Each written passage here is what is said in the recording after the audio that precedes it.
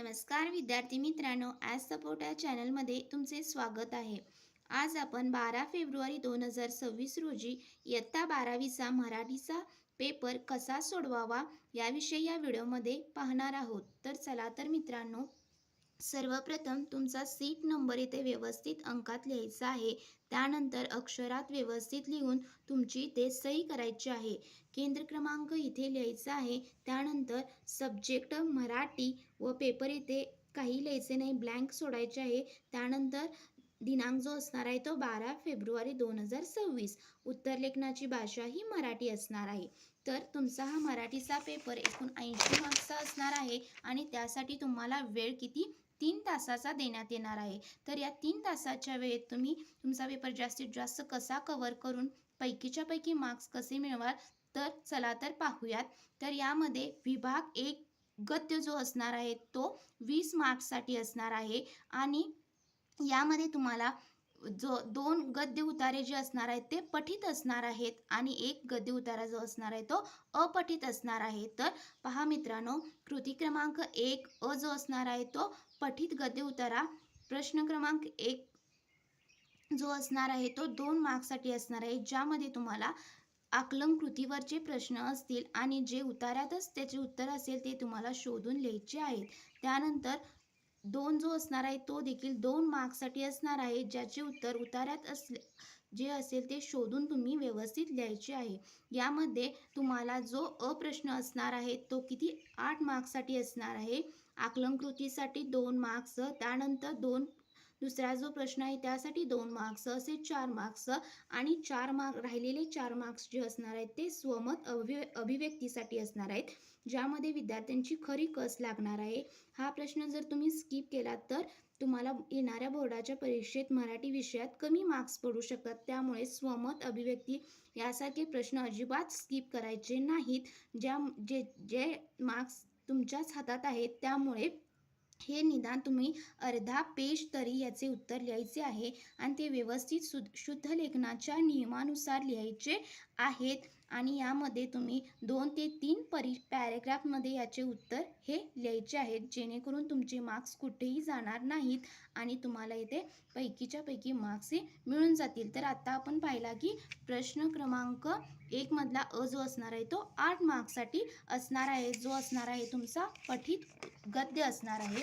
त्यानंतर विद्यार्थी मित्रांनो, जो प्रश्न क्रमांक 1 आ असणार आहे तो देखील तुमचा किती मार्क्ससाठी असणार आहे, 8 मार्क्ससाठीच असणार आहे आणि ज्यामध्ये आकलन कृतीसाठी 2 मार्क्स असणार आहेत, जे उतार्यातच उत्तर असणार आहे ते तुम्ही इथे शोधून लिहायचे आहे.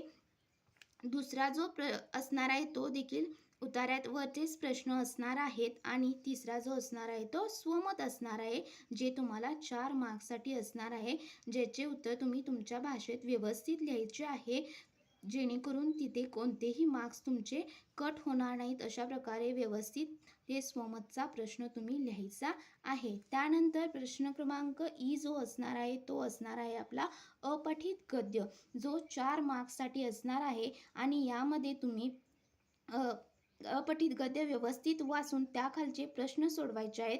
यामध्ये तुम्हाला स्वमत अजिबात विचारले जात नाही, फक्त आणि फक्त तुम्हाला प्रश्न विचारले जातात आणि त्यावरील उत्तरे हे उतार्यातच असतात, ते फक्त शोधून तुम्हाला लिहायचे आहेत. हे 4 मार्क्स कोणीसुद्धा स्किप करायचे नाहीत किंवा अपठित गद्य तुम्ही अजिबात स्किप करायचा नाही. त्यानंतर यासाठी तुम्ही विभाग 1 साठी किती वेळ द्याल, तर तुम्ही 30 ते 35 मिनटं म्हणजे अर्धा तासापेक्षा जास्त वेळ अजिबात विभाग 1 मध्ये घालवायचा नाही. हा खूप सोपा आहे विभाग, त्यामुळे 30 ते 35 मिनटं विभाग 1 ला तुम्ही दिले पाहिजे. त्यानंतर आपण विभाग 2 जो असणार आहे तो पद्यवर असणार आहे. जे पठित तुम्हाला पद्य आहेत त्यावरचे प्रश्न असणार आहेत, ज्यामध्ये पाहू शकता मित्रांनो, प्रश्न क्रमांक 2 अ विभाग 2 हा संपूर्णतः तुमचा किती मार्क्ससाठी 16 मार्क्ससाठी असणार आहे, ज्यामध्ये अ जो असणार आहे त्यामध्ये पहिलं जो असणार आहे कृती ती असणार आहे आकलन कृतीवरती असणार आहे. तुम्हाला एखादं पद्य देतील, त्यावरील प्रश्न विचारतील आणि ते उत्तर तुम्हाला असे व्यवस्थित लिहायचे आहे. त्यानंतर दुसरा जो असणार आहे तो किती मार्क्ससाठी असणार आहे, तर तुमचा जो असणार आहे तो 2 मार्क्ससाठी असणार आहे. तर कवितेतील या अर्थाच्या ओळी आपल्याला तिथील शोधून लिहायच्या आहेत जस्ट. खूप सोपा प्रश्न असणार आहे. त्यानंतर तिसरा प्रश्न जो असणार आहे तो 4 मार्क्ससाठी असणार आहे. अगेन यामध्ये आपल्याला स्वमत वगैरे लिहायचे आहे. त्यामुळे हा 4 मार्काचा प्रश्न खूप लेंदी असतो. पटकन आपले लिखाण होत नाही. तर तुम्ही यामध्ये किती लिहिता यावर तुमचे मार्क्स अवलंबून असतात. त्यामुळे अभिव्यक्तीचा प्रश्न हा 4 मार्क्ससाठी आहे. तर अशा प्रकारे प्रश्न क्रमांक 2 हा प्रश्न एकूण 8 मार्क्ससाठी अशा प्रकारे देण्यात आलेला आहे. त्यानंतर प्रश्न क्रमांक 2 जो असणार आहे तो काय असणार आहे, आपल्याला एखाद्या कवितेच्या ओळी देतील आणि त्याचा अर्थ लिहा असे म्हणतील आणि हा प्रश्न आपल्याला किती 4 मार्क्ससाठी असणार आहे. तर त्याचा इथे तुम्ही पाहू शकता, विंचू चावला या भारुडामध्ये संत एकनाथ, तर त्यातल्या ओळी आपल्याला दिल्या आहेत विंचू चावला या भारुड्यामधल्या आणि आपल्याला त्याचा अर्थ व्यवस्थित अशा शब्दात लिहायचा आहे, ज्याला मार्क्स असणार आहेत तुमचे किती असणार आहेत, 4 मार्क्स असणार आहेत. तर प्रश्न क्रमांक 2 8 मार्क्स आणि किती 4 मार्क्स, तर असे 12 मार्क्सचं इथेपर्यंत आपण पाहिलेले आहे. त्यानंतर आपण पाहणार आहोत विद्यार्थी मित्रांनो, जो प्रश्न असणार आहे त्यामध्ये असणार आहे आपल्याला रसग्रहण असणार आहे आणि रसग्रहणला सुद्धा किती मार्क्स असणार आहे, 4 मार्क्ससाठी हे रसग्रहण विचारण्यात येतं. जे तुम्ही व्यवस्थित आशय सौंदर्य, त्यानंतर काव्य सौंदर्य आणि भाषिक वैशिष्ट्य अशा व्यवस्थित मुद्देनुसार आपल्याला हे रसग्रहण लिहायचे आहे. रसग्रहण करताना सर्वात महत्त्वाचे त्यांनी कोणतीही आपल्याला कवितेच्या ओळी देतील, तर त्या कवितेच्या ओळी आपल्याला कोणती कविता आहे आणि त्यांचे कवी काय आहेत हे लक्षात ठेवून जायचे आहे. त्यानंतर यामध्ये अलंकार कोणते वापरले आहेत, ही कविता मुक्त छंदात आहे का, यामध्ये यातून काय आपल्याला मेसेज प्राप्त होतो, तर हे व्यवस्थित भाषिक वैशिष्ट्यामध्ये, त्याचे काव्य सौंदर्यामध्ये आणि आशय सौंदर्यामध्ये व्यवस्थित अगदी मुद्देसूद आपल्याला लिहायचे आहेत आणि ते 4 मार्क्स हे घेऊन जायचे आहेत. त्यानंतर विद्यार्थी मित्रांनो, तुम्ही पाहिला की विभाग 2 जो असणार आहे तो 16 मार्क्ससाठी असून यामध्ये तुम्ही किती वेळ दिला पाहिजे, तर याला तुम्ही 30 ते 40 मिनिटं हे दिले पाहिजे.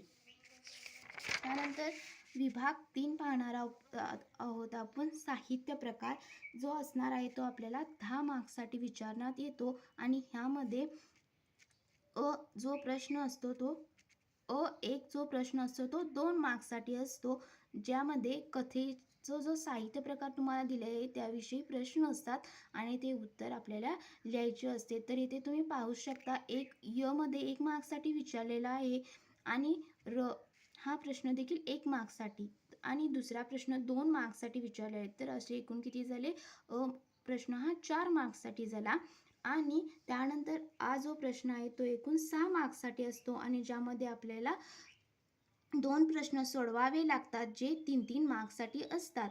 त्यामुळे हे प्रश्न आपण व्यवस्थित साहित्य प्रकार कथा जे आहे ते व्यवस्थित करून जायचं आहे, जेणेकरून आपल्याला यामध्ये 10 पैकी 10 मार्क्स हे मिळून जातील. आणि यासाठी तुम्ही किती वेळ दिला पाहिजे, तर 20 ते 25 मिनिटं फक्त या साहित्य प्रकारासाठी दिला पाहिजे. त्यापेक्षा जास्त तुम्ही वेळ याला घालवू नका, कारण आपल्याला अजून पुढचे विभाग पाहायचे आहेत, लिहायचे आहेत. विभाग 4 जो असणार आहे तो काय असणार आहे, उपयोजित मराठीचा असणार आहे आणि हा एकूण किती मार्क्ससाठी विचारला जातो, तर हा 14 मार्क्ससाठी उपयोजित मराठी विचारलं जातं, ज्यामध्ये प्रश्न क्रमांक 4 जो असतो तो किती मार्क्ससाठी असतो, 4 मार्क्ससाठी असतो. एकूण 3 प्रश्न असतात आणि आपल्याला 2 प्रश्न हे सोडवावे लागतात.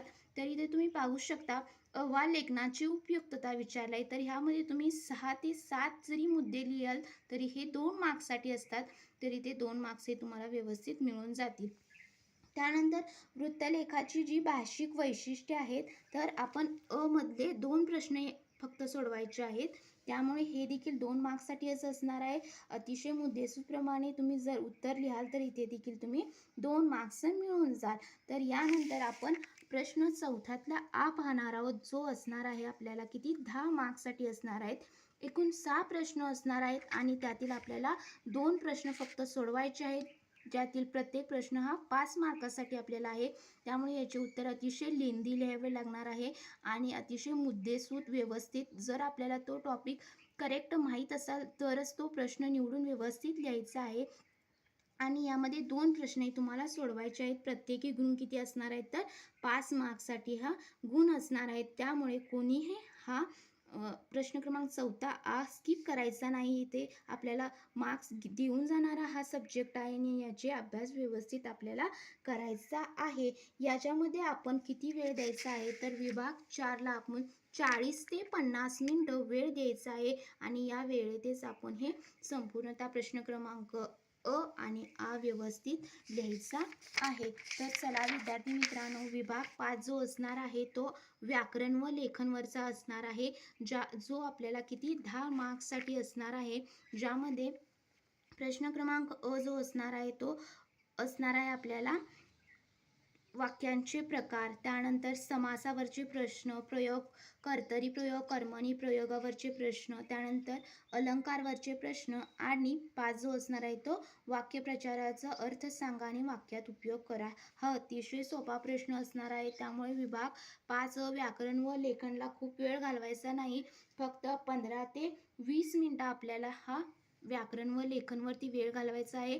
कारण आपल्याला प्रश्न क्रमांक जो असणार आहे तो निबंध लेखनाचा असणार आहे आणि त्यामुळे आपल्याला वेळ खूप जास्त लागणार आहे निबंधासाठी. कारण निबंधासाठी किती मार्क्स आहेत तर 10 मार्क्ससाठी आपल्याला हे निबंध असणार आहे. निबंध लेखनामध्ये तुम्ही सर्वप्रथम काय केलं पाहिजे तर तुमचा जो विषय आहे विषयाची निवड केली पाहिजे आणि त्याचा आराखडा तयार केला पाहिजे व त्यानुसार आपले लेखन हे 20 ते 22 मिनिटात हे आपला संपूर्णतः निबंध हा लिहून व्हायला पाहिजे आणि ते मुद्देसूद लेखन पाहिजे आणि आपण व्यवस्थित व्याकरणाच्या दृष्टीने व्यवस्थित शुद्धलेखनाच्या दृष्टीने व्यवस्थित लिहिले आहे का ते पाहण्यासाठी 3 मिनिटे द्यायचे. तर अशा तऱ्हेने आपण निबंधासाठी एकूण अर्धा तास म्हणजेच 25 ते 30 मिनिटं हे निबंधासाठी दिले पाहिजेत. कारण हा आपल्याला 10 मार्क्स मिळवून देणारा प्रश्न आहे आणि निबंध निवडतानाही आपण वैचारिक जर निबंध निवडलो तर त्यामध्ये ठोस मुद्दे लिहायचे आहेत. किंवा आपण आता वाचते होऊया हा जो निबंध आहे तो वैचारिक निबंध आहे. त्यामध्ये आपण इथे पाहिलेले की काव्यपंक्ती एखादी लिहिलेली आहे. प्रसंगी अखंडित वाचित जावे, ज्ञानाला ठेवावे ताजे तवाने. तर अतिशय हे अट्रॅक्टिव्ह दिसतं एक्झामिनरला आणि त्यांना वाटतं की जो विद्यार्थी याने लिहिलं आहे तर त्याला वाचनाची खूप आवड आहे आणि त्याने अतिशय त्याचे वाचन हे कसं आहे तर अतिशय वाचन असल्यामुळे तो व्यवस्थित तो मुद्दे लिहू शकला आहे आणि त्यामुळे तो एक्झामिनर आपल्याला फुल मार्क्स हे देऊन जातो. आणि निबंधाचा समारोप देखील आपल्या भाषेत व्यवस्थित एखादी काव्यपंक्तीनुसार किंवा एखादी म्हणी, वाक्यप्रचार, एखादी कविता, लक्षणीय वाक्यप्रचार वगैरे लिहून त्याचा समारोप करावा जेणेकरून आपल्याला हे फुल मार्क्स हे मिळालेच पाहिजेत. अशा तऱ्हेने आपल्याला निबंध लिहायचा आहे. निबंध निवडताना देखील आपण आत्मकथनात्मक जर निबंध निवडलो तर त्यामध्ये आपल्याला कसा निबंध लिहायला पाहिजे तर भावनिक संवाद साधल्यास त्यामध्ये चांगले गुण मिळतात. त्यानंतर आपल्याला स्वतःचे मत हे व्यवस्थित अतिशय 2 पेजेसमध्ये इकडचे एक पेज आणि पलीकडचे एक पेज असे व्यवस्थित आपल्याला निबंध ह्या लिहायचा आहे. तर विद्यार्थी मित्रांनो, आजचा हा 80 मार्काचा पेपर आपण 3 तासात व्यवस्थित कसं टाईम मॅनेज करून सोडवला पाहिजे याविषयी मी या व्हिडिओमध्ये सांगितले आहे. हा व्हिडिओ आवडल्यास नक्की लाईक करा, सबस्क्राईब करा. Thank you so much.